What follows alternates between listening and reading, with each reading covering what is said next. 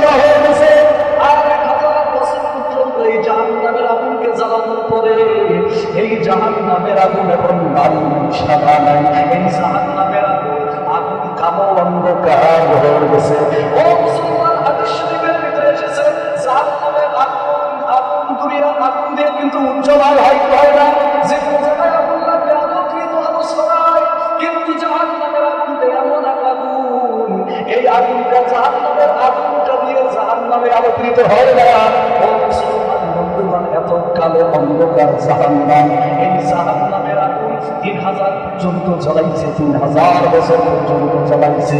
এই জাহান্নামের আগুন দুনিয়ার আগুনের চেয়েও 70 গুণে তাপমাত্রা বেশি।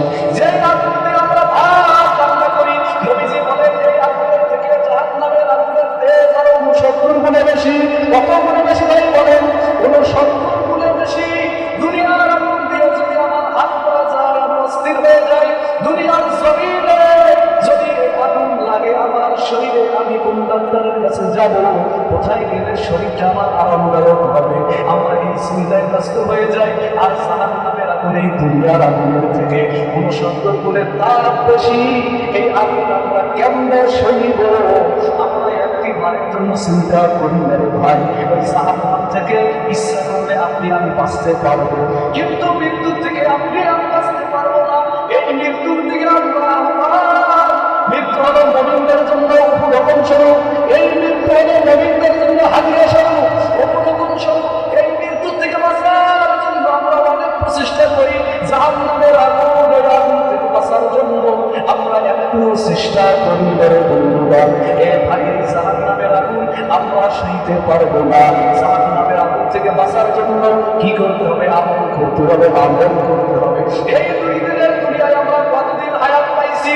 কেউ বা 60 বছর, কেউ 70 বছর, কেউ 80-90 বছর, কেউ বা 50-এর কোথায় গিয়েছে, কেউ আবার 20-30-এর দুনিয়ার থেকে বিদায়, কেউ মায়ের জন্ম, মায়ের গর্ভ থেকে যখন ভূমিষ্ঠ হয় দুনিয়ার জমিনে, ওই বাচ্চারা তখনই লাশ হয়ে চলে যায়। ভাই, একটিবার চিন্তা করে দেখেন। আবু মুসা আশআরী রাদিয়াল্লাহু তাআলা আনহু বর্ণনা করেন, আল্লাহর নবীজি বলেছেন জাহান্নামের গভীরতা সম্পর্কে।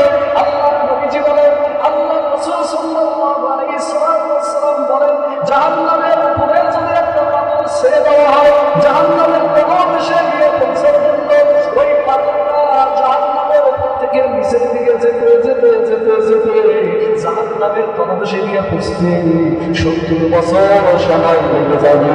ও মুসলমান, এই 70 বছর তো আমরা দুনিয়ায় কেউ হায়াত থেকে কেউ পাই না। একটিবার চিন্তা করে দেখেন, আমি যদি